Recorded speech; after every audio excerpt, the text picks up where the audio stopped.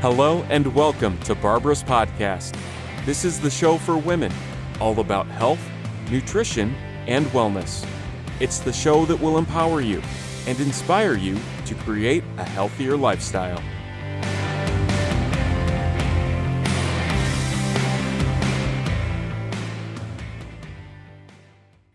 Today I'm excited to welcome a truly inspiring guest, Sonya Janisse. Sonya is a dedicated holistic health coach with nearly 2 decades of experience empowering individuals and organizations to move from feeling overextended, exhausted, to thriving with renewed energy, clarity, and purpose.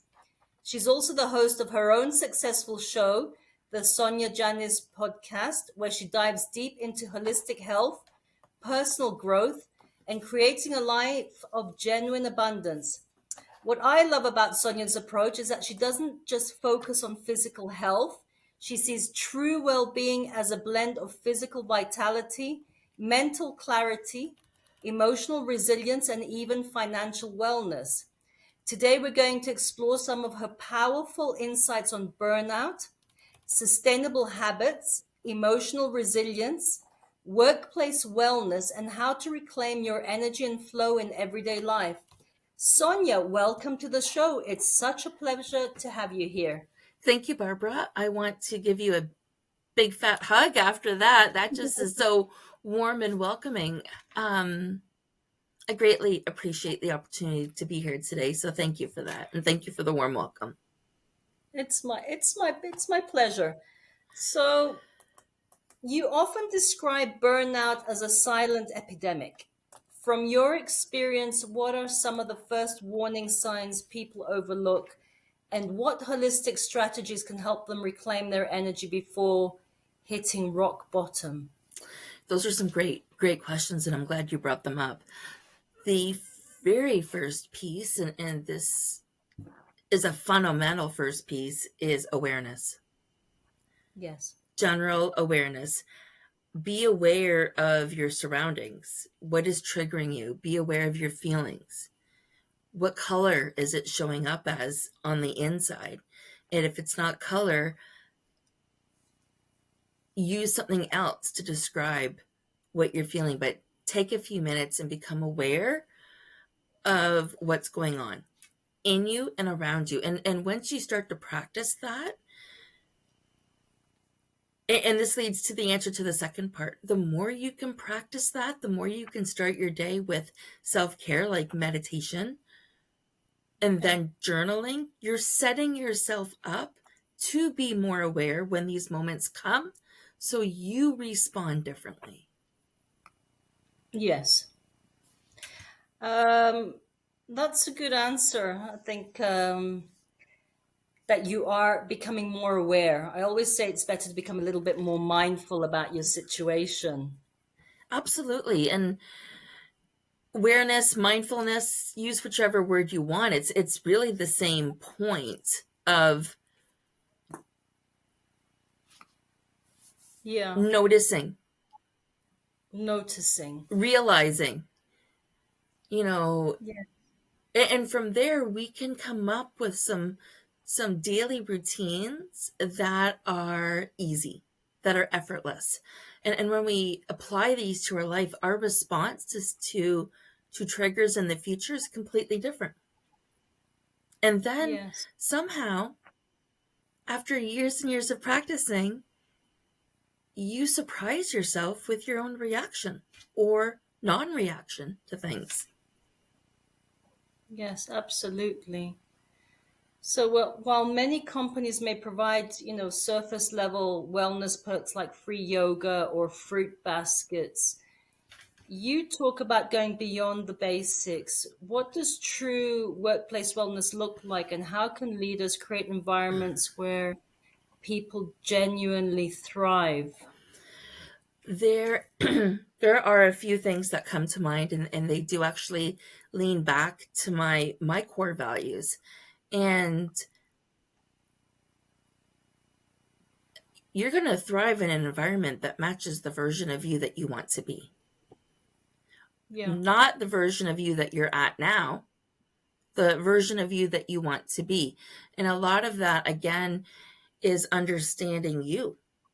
So you come up with your list of values or things that are important to you. And if a workplace wellness program, if a company is looking to keep their employees, A, and to keep them happy, B, they want to do workplace wellness initiatives. They want to lean into overall creativity with their work environment. They want to lean into flexibility and not forcing, for instance, and right now the loud noise going on in the news is forcing everybody back to work to sit in a small cubicle and not have their comforts of home, not have their 5-minute break, which is in the garden. Who cares if they smoke or not? They're going outside and getting vitamin D for 5 minutes and putting their hands in dirt. Yeah. Good for them. They're coming back a new person so they can show up and do a better job. And that only happens with the right leadership. And where I step in is the mentoring and the inspiring piece. I do workplace wellness workshops that hit a lot of those buttons. They're creative. They're flexible. They touch on the financial piece in most cases, depending on which workshop it is. But they keep it real because at the end of the day, we are real people. So I don't offer, my workshops are unique to me. We're talking, the workshops I've done are a vision board party. Okay. I have done healthy eating on a budget. I've been hired consecutively to work at the same place and do on-site fitness programs. Okay. The healthy eating on a budget, I created a meal and went over it with everybody, shared it with everybody, and did my whole presentation around that. So I have 8 different workshops, but those are the type of workshops that I do. Helping you tap into your person. And then as a collective, we now come back to the table as a different version of us, as the newer version of us that has just up-leveled. Yes. Well, I like the approach that we should see it as working on definitely, body, mental health and wellness, and building resilience. So with, life throws us curveballs, throws them at everybody. How can someone begin to build emotional resilience and deal with the challenges, but come out stronger on the other side instead of broken? Well,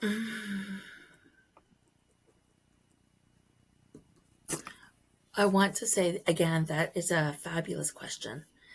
Barbara, it's a great question that many of us need to do.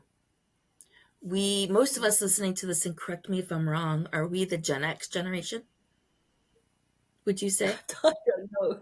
You don't know? Okay, maybe.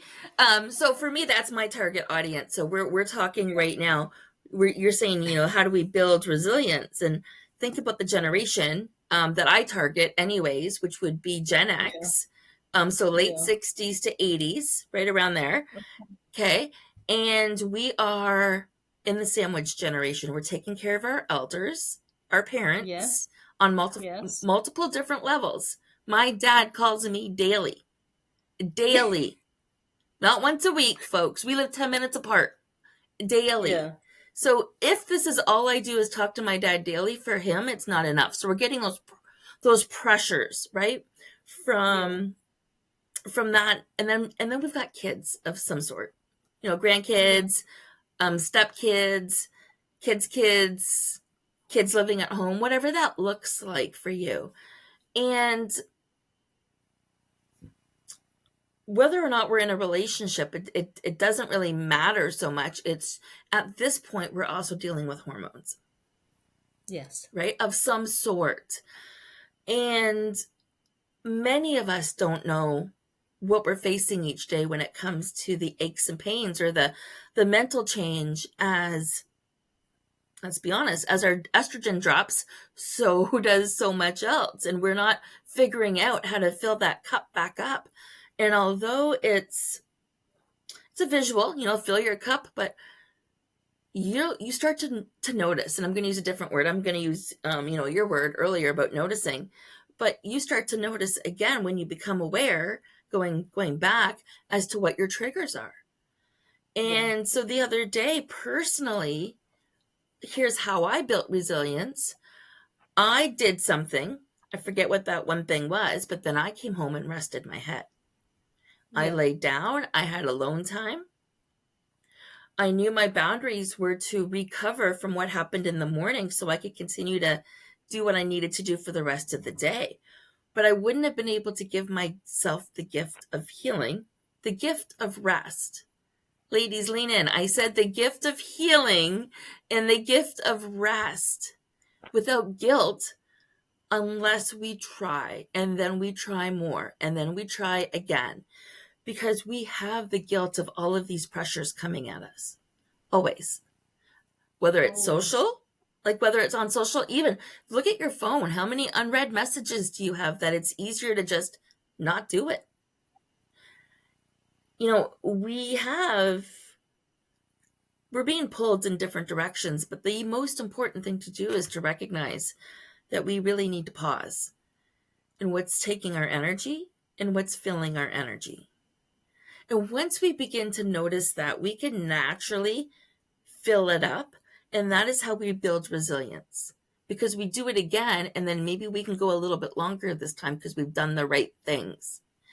Yes. And Barbara, the right things for you might be different than they are for me, but I know in this age, in this stage with the hormones, a lot of ladies have been misdiagnosed with anxiety when in reality it's a form of ADD.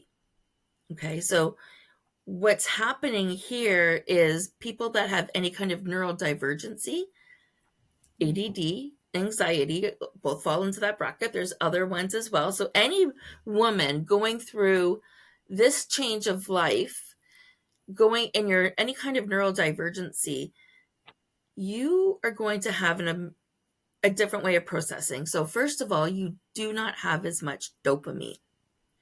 You are always searching for that dopamine. You need that dopamine hit. So you are more likely to be an addict of sorts, okay? Because you're searching for that high, that happiness. You might be a shopping addict. You might be a fitness addict. You might be a spending addict. Now you add your emotional piece to that, and you add your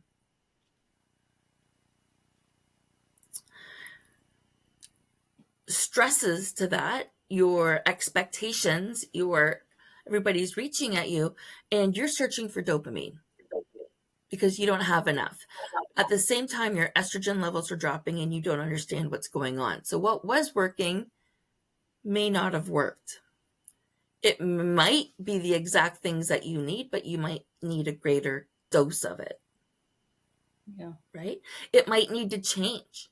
And here's an example of change in this particular area. Maybe you decide to add meditation to your morning practice. And this happened to me.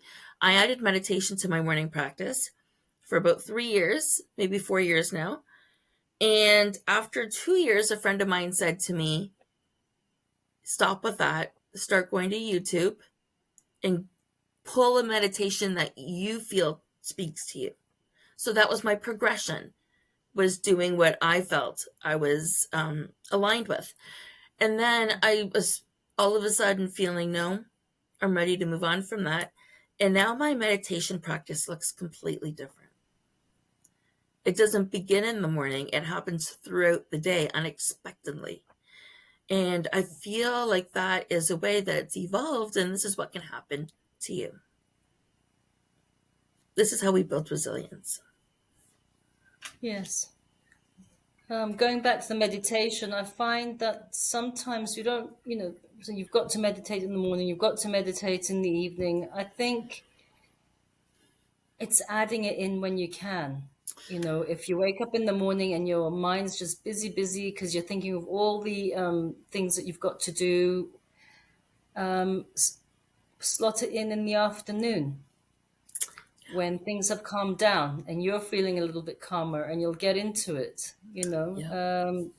Sometimes we don't have to stick by all these rigid rules.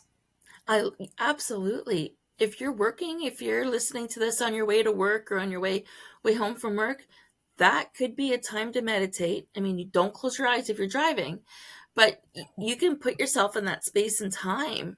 And once you're good at it, it becomes effortless.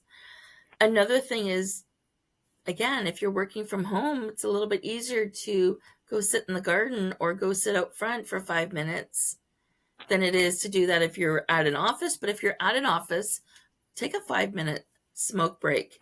Just don't smoke. Yeah. Don't start smoking to take your meditative smoke break. But if you were to tell your boss, if you were to tell your boss, hey, I'm going to go meditate for 5 minutes, he's probably going to say no. But if you say, hey, I'm going for a smoke break, they're going to say yes. Yeah. Absolutely. Go figure, right? So you're absolutely, Barbara. I love how you brought that up. Some people talk about a hardcore this or a hardcore that, whether it's a morning routine or starting hard. Fit it in where you can. We can expand this conversation anytime to talk about consistency, in habit stacking, but we don't need to go there right now. You just need to get started. Now that you've mentioned the habit stacking, it's something that I see quite often, that quite a few of my clients might start strong and really enthusiastic, but then they lose momentum along the way. What would you suggest to try and create long-lasting habits? Okay. Well, let's talk about that. I had no idea that you were going to bring this up, but I am sharing with you what I have here, and it's a habit tracker that I've put together. And what I've done, it took me a long time to figure this out because I've been using this for years. I've put it in a plastic sleeve. Yeah. Okay, so now you can use dry erase markers for not only your habits, but when you do them. So when you do them, here's what, I've got a really good visual for you. I'm working on creating another one.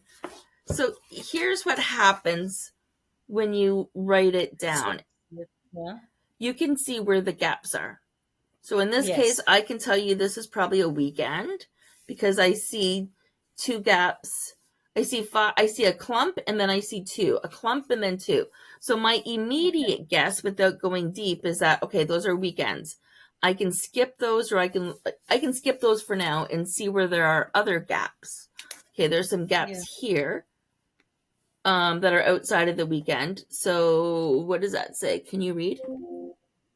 No, it's a little wellness quiz. Okay, it says wellness quiz.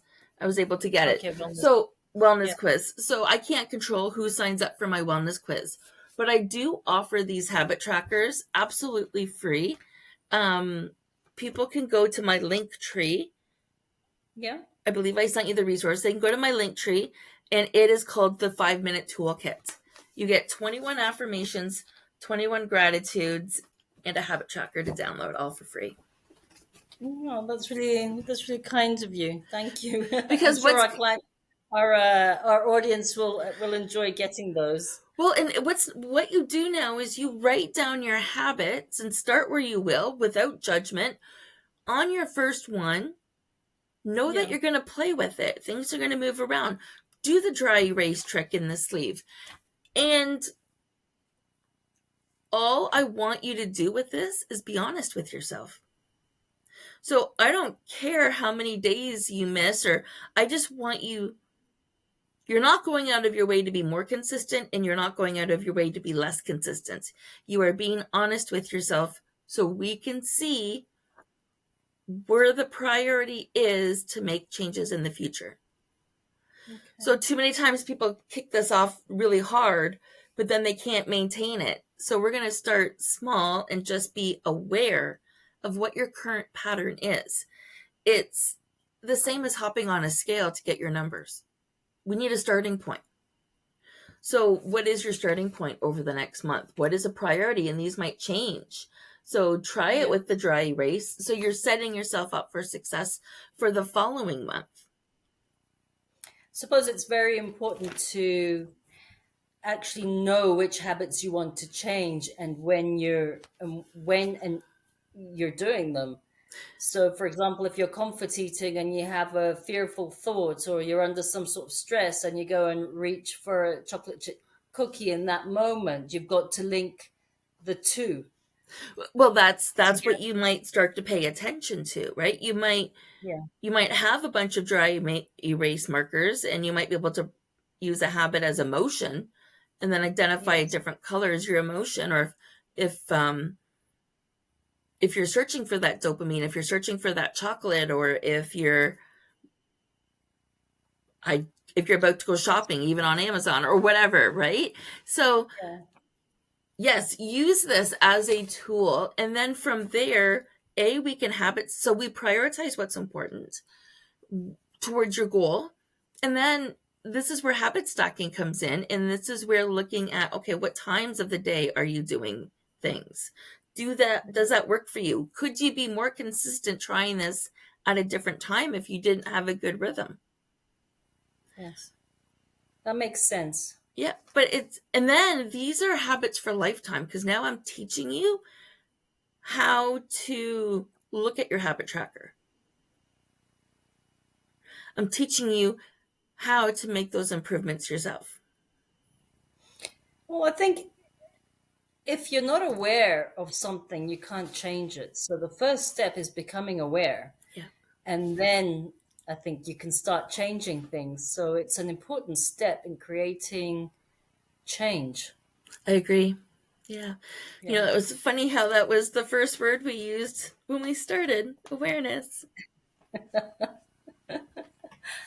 Well, another thing I see is financial stress that shows up physically in my clients, and it's whether it's stress of eating or digestive issues because of the stress, which makes me wonder, how do you guide people towards shifting their money mindset to be able to improve their general well-being?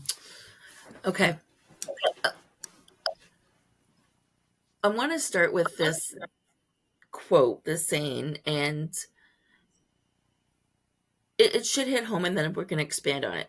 What you do in one area of your life, you do in all areas of your life. Okay. So if you know you're always now you maybe know that you are neurodivergent, and you didn't know this before. And you're really learning that not only are you searching for dopamine, but your estrogen is lower. Estrogen normally gives you dopamine. So you kind of have a double hit right now in this season of your life, which means and let's just assume that you're also an emotional eater. Okay, yes. You're trying to satisfy these needs by emotionally eating. What does this mean? Well, I have a hair in my face. I'm so sorry.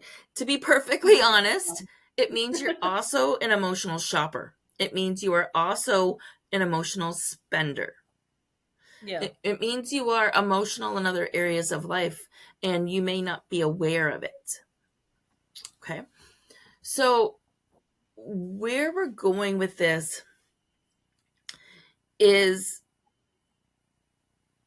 if you are an emotional eater, you are likely an emotional spender. There is a quiz in my link tree as well, and it's called What's Your Relationship with Money? Again, absolutely free. I give you a report. I actually offer a workshop on this as well. It's another one that I bring to workplaces because it's really important that the feet on the ground, the people doing the work, that they understand their relationship with money. And, we start at the beginning of this. When I do work with people on this, there's a couple of examples, but, what is theirs? What is their story? Is it their story to own? Does it belong to somebody else? And I'm not going to go deep on that right now, but a lot of people are walking around with a financial story that's not their own.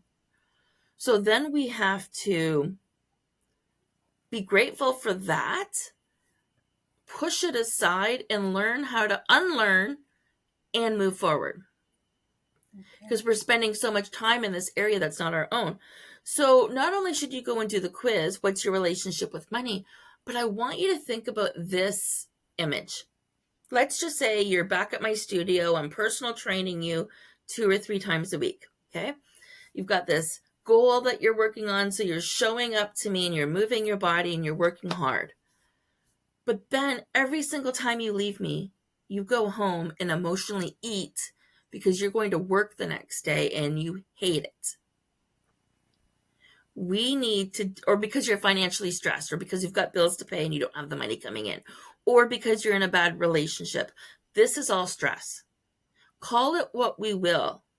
I am personal training you. You're working hard, but you're going home every time to emotionally eat because fill in the blank. Okay? It's going to have something to do with stress at that point. So let's reverse engineer it. Let's work it backwards, because the last thing I want is you coming back to me at the gym saying, these workouts don't work, I'm quitting.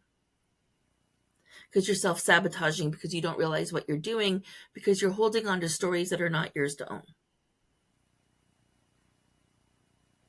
I think we'll be very surprised when we actually look at what we're holding on to and whether they're actually, ours or not, or if we've picked them up. Yeah. And again, thinking of the generation that we're in, or that I speak to at least, yeah, we did not have that financial conversation at school like our parents thought we did. And most of our parents did not educate us on the financial front, right? It was a taboo topic to talk about in most homes. It was never discussed in the education system.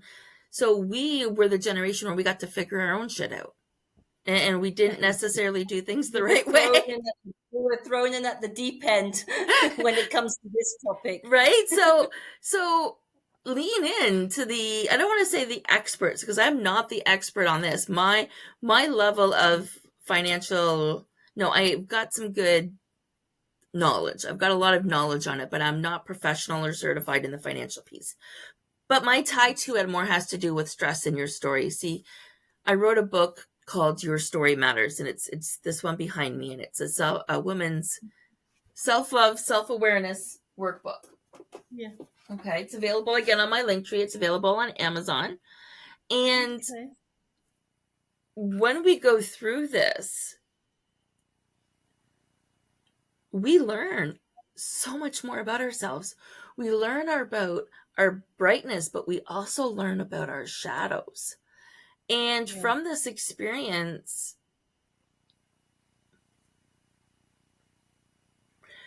we help to identify, because we become more aware as to what is truly ours and what belongs to somebody else's.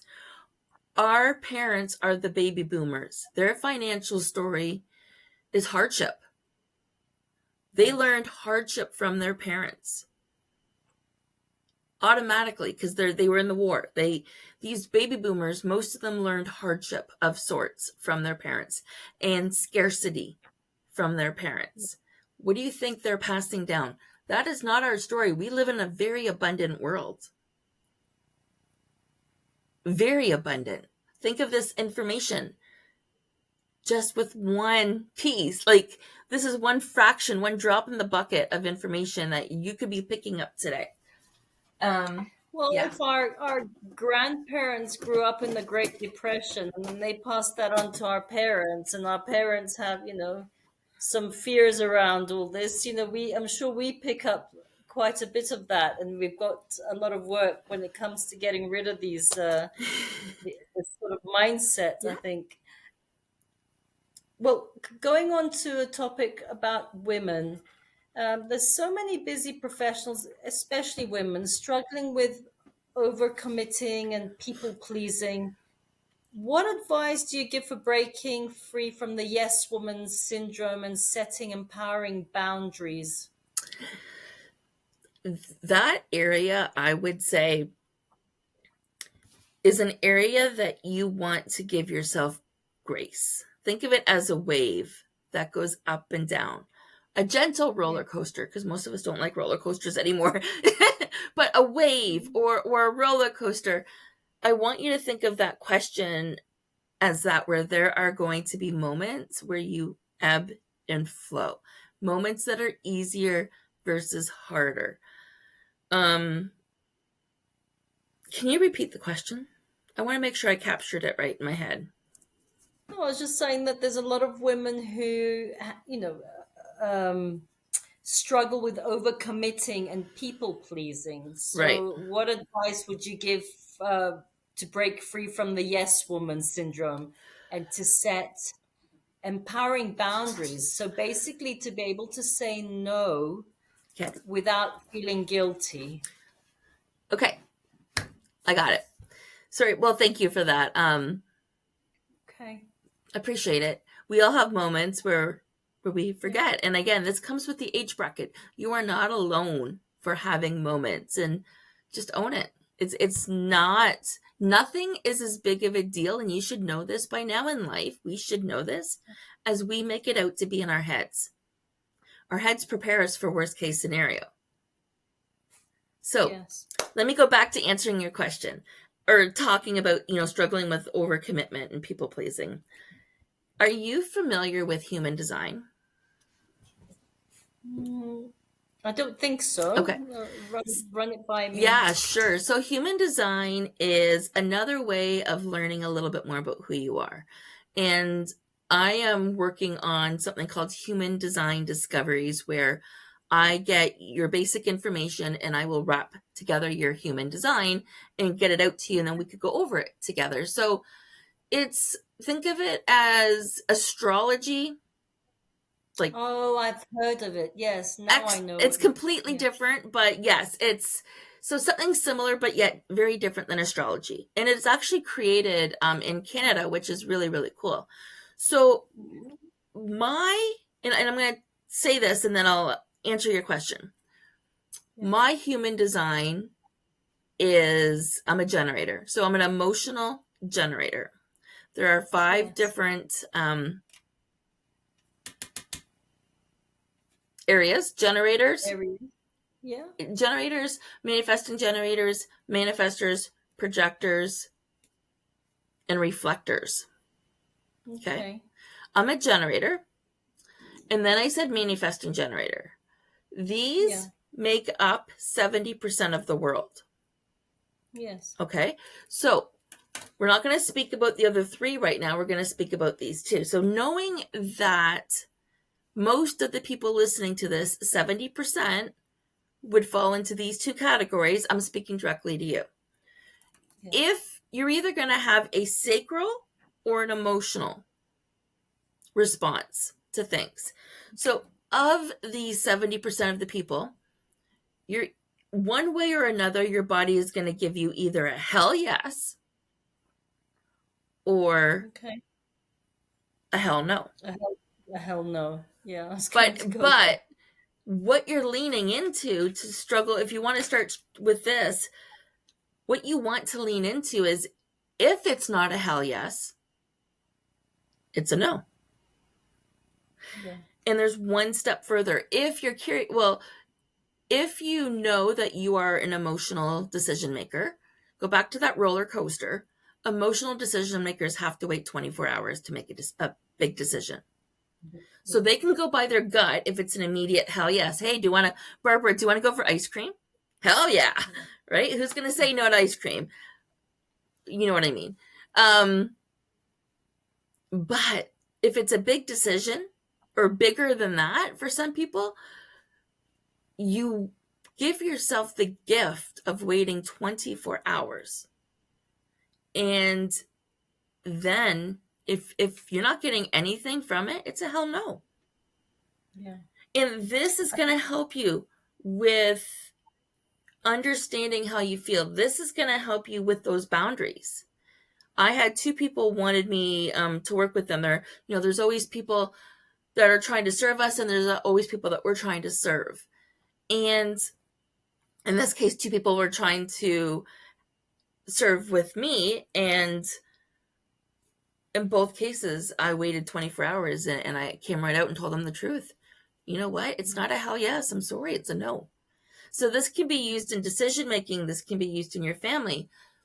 Another thing is with this range of people, the 70%, literally stand up in front of a mirror and ask the mirror, start with a question like this: is my name Sonya Janisse? And if my body leans forward, it's a yes. Because we know it's a yes. We know that's my name, right? So am I wearing glasses? Yes. And my body physically just moved now. It wasn't me moving it. So am I a brunette? Okay, well, obviously a little bit. So it didn't move. So you can try that test as well. To gauge. As you're trying to make changes to your calendar, because here's the thing. If you are struggling with overwhelm, with people pleasing, you actually need to step back a lot more than you realize. It's kind of like feeling thirsty. Once you feel thirsty, you're already dehydrated. Yeah. When you're in this stage where you're struggling with, is when you need to really step back and start saying no to everything. Well, I think so. I think I see it in my practice that, when a lot of women that I see that tend to say yes too often, it leads to exhaustion, it leads to poor food choices, because women they become too drained to take care of themselves. So one of the things that I teach and I coach is self-care. I prioritize self-care. It starts from there and then we move on. So I make them see how important it is to prioritize self-care, because it's very important. Yes. And that's what I would say in this last instance as well. Well, and even building resilience, and struggling with overcommitting, it boils down to self-care. When you get dressed in the morning, who do you get dressed for? Well, I hope for myself. I don't know. It depends where you're going. Okay, but true. And you nailed it. You hope for yourself. I put on what I feel like wearing every day. My husband doesn't care what I wear. He's like, wear whatever you want. He's like, the happier, like the more comfortable you are, the better you feel. He goes, I don't care what you wear. It's your smile. But how many of us are dressing for other people? We're dressing for the job and what the expectations are, or we're dressing because we're going to mom's house and she doesn't want to see our belly, or we're dressing for church, whatever. For other people or whatever it may be. So that is a good way of being mindful back in that space of self-care. Who am I dressing for? If you feel like you need a bath, if the thought crosses your mind, and I talked about this earlier today. So when I get a trigger, when I am done, when it's time for me to take a break, I always want to do one more thing. Oh no, I'm going to just finish this one thing before I stop and take a break. So most of you don't know this, some of you might, but it's been 3 years now that I've been, I don't like the word managing, dealing with inflamed nerves in my head. So, trigeminal and occipital neuralgia. So the left side of my face, all the way to the back of my neck, is one. And then the other one is like my jawline right around here. So 3 years now. I would say it ruled my life for the first 2 years, and now I've been managing it. I know when I need a break. It comes up. It's like you're exhausted. You can only do one thing at a time. I did book club this morning, and now I'm doing this. Well, if I want to do anything else today, I need to rest my head physically, because there's no other way you can rest your head besides lying down. Yes. right? But to always push myself, and I didn't realize it until today. Oh, I'm just going to finish this newsletter. Oh, I'm just going to finish what I'm doing in LinkedIn. Or I'm just going to finish these dishes. Why are we pushing It's to that? recognizing, yeah. Well, I suppose it's recognizing when you need to take a rest. Yes, instead of pushing it. Yeah. Instead of pushing it. But well, Sonya, I think time has been running out. I'd like to keep our podcast short and sweet for our audience. So I'd like to thank you very much for sharing your wisdom and your real life strategies with us today. I know our listeners will walk away with so many valuable insights on how to prevent the burnout, create sustainable habits, and thrive in every area of their lives. So for those of you who'd like to connect with Sonya, learn more about her coaching or tune into her show, the Sonya Janisse podcast, I'll have all her links in the show notes, so be sure to check those out. Thank you so much for listening today. If you've enjoyed this episode, please share it with a friend who could use some inspiration, and don't forget to subscribe. You'll never miss an episode. Until next time, take care of yourself. You deserve it. Thank you, Sonya.